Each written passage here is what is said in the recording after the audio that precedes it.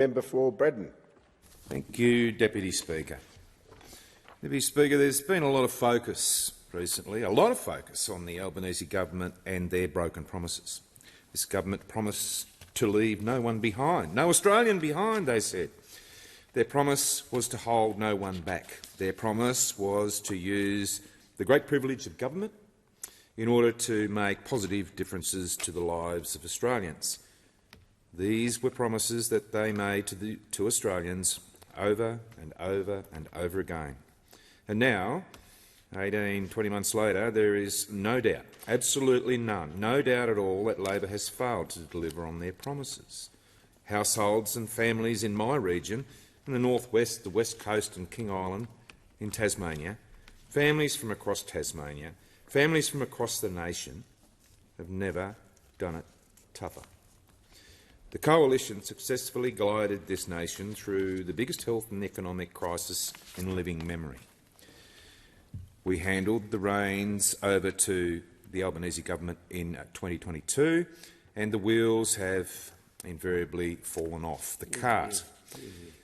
The latest food hunger report from Tasmania is alarming. In the past 12 months, and these are facts, in the past 12 months, 84,000 Tasmanian households have experienced food insecurity. Wow. Well, let's just think about that for a moment. Let's just think about what it's like not having the means, the confidence to provide for your family a simple meal. 12 months period just gone, 84,000 households in Tasmania experiencing food insecurity. Now, this is 18,000 more households than in 2022. 18,000 more families, Deputy Speaker. Imagine what that's like for a moment.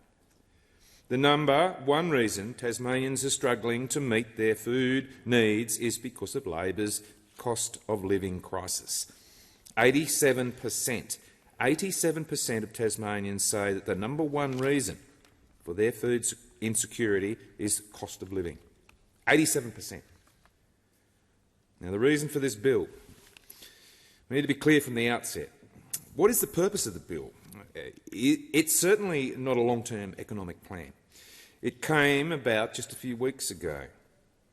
That's when a desperate Prime Minister called every member of his government to Canberra for a special crisis meeting, at great expense to the Australian taxpayer, might I add. This side has been telling this government and the Prime Minister that Australians are going to the wall, that they're not doing it well, that they're doing it tough. Australians are being left behind. Australians are being held back. We've been telling this government for 18 months, but they've refused to listen. So what was the purpose of the dash to Canberra and the crisis meeting? Well, it wasn't about the cost of living crisis.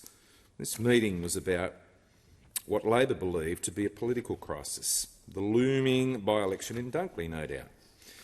They hatched a cunning plan, a plan so cunning you could put a tail on it and call it a fox, Deputy Speaker, that involved most vulnerable Australians, giving them a pat on the head, giving them $15 in their pockets, but we'll kick that down the road about 5 months' time, so they won't see anything in their pocket for approximately 5 months, hoping that in that time they'll win that by-election in inner city Victoria.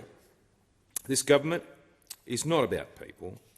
It's just about politics, and that's what this bill is all about. So how much has Labor's cost of living crisis cost us? Well, around 45,000 taxpayers across my electorate of Braddon in northwest, West Coast and King Island will get a tax cut from the 1st of July. They will. If you earn around $50,000, you'll get around $15 a week under Labor's plan. If you earn around $73,000, you'll get $14 extra. And, of course, Labor has been rising in this place, telling us how generous they are, and patting Australians on the head, and giving every Australian an extra $15. We'll tell those families that can't feed their families at home and are lining up at welfare outlets in order to get a meal. Tell them what $15 does for them. What they should be doing is standing up and apologising for not meeting their promises to their electorates. Now, this is a government that's giving $15 in order to compensate for the thousands, and in many cases tens of thousands, Deputy Speaker, of dollars that Australians are worse off because of their economic mismanagement. It's shameful. And as I'm out and about in the electorate, out in the ground, listening to people, you know, they've been telling me that their number one issue that's holding them back is Labor's cost of living crisis. No one is immune from it. Regardless of your tax packet, irrespective of whether you are an employee or a business owner, Labor's cost of living crisis does not discriminate. It's hitting everybody, and it's hitting harder and harder and getting worse and worse. Parents are now making really tough decisions, really tough choices about getting their kids what they need to return to school, because Labor's rising cost of living is biting into everything that they touch. Under Albanese's government, Australians have seen the largest fall in living standards of any advanced country in the world. There have been 12 interest rate increases under this Labor government. Housing costs have risen, mortgage payments have risen, rental costs have gone up, real wages have gone backwards, and in fact they've gone backwards 6%. Labor productivity is in absolute freefall, with a 6.7% reduction in labour, that's with a U, Labor productivity since Labor came to government. And when Labor talk about how they're growing the economy, and the only reason our economy is growing is because of a rapid population growth, almost 500,000 people who have immigrated into this country in the last 12 months. For the past 2 quarters, the GDP per person has gone backwards, and yet those opposite believe that they should be congratulated. We should blow whistles and throw streamers for giving the most vulnerable $15 a week. It's an absolute joke. The average household with a $750,000 mortgage is paying an additional $24,000 a year in mortgage repayments. $24,000 a year. Now, this is a government that promised a $275 reduction in electricity prices, but we've seen electricity prices increase by 18%. In fact, the complete antithesis of what they promised. And gas prices are going up 28%. Food has gone up 8.2%. Rent's gone up 10.4%. The cost of insurance has increased 17.3%.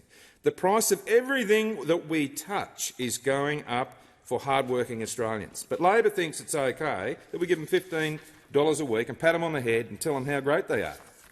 Well, it's not going to cut it, taking Australians for mugs.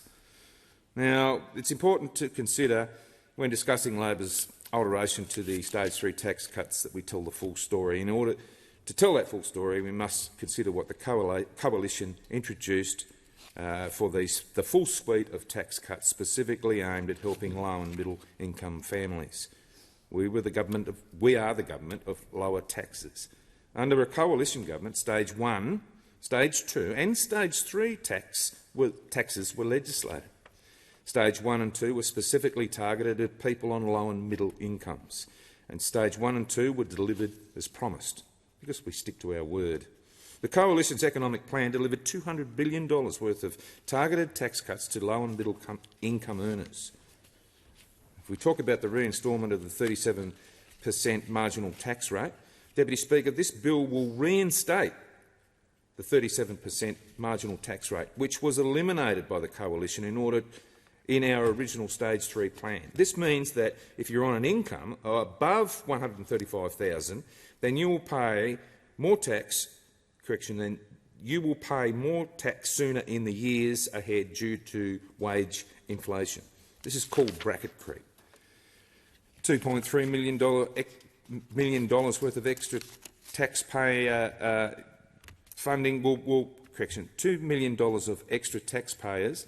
14% of taxpayers will face the 37% increase rate of 37% in 24-25. This will rise to 5 million, 26% in a decade. Deputy Speaker, Labor's decision to reinstate the 37% tax rate is a war on aspirational Australians trying to get ahead. It reaffirms what we all know, that Labor taxes more. If people work harder, if they take risks, if they invest, if they employ, they should not be unfairly punished or penalised for doing so. In fact, they need to be rewarded and encouraged. They need to be thanked. And I 100% believe that what we need to be is incentivising aspiration and incentivising people getting ahead, incentivising them to work harder and earn more and pay less tax. Labor doesn't like that. They believe in big, bureaucratic, high-taxing governments, not small, nimble, profitable businesses. In Labor's first 18 months in government, personal income tax has risen by a record 27%. 27%. Bracket creep, driven by rampant inflation, is the thief in the night. The reinstatement of the 37% tax bracket is the tax increase that Australians never voted for. And finally, Deputy Speaker, we won't stand in front of any tax cut for Australians. It's not our way.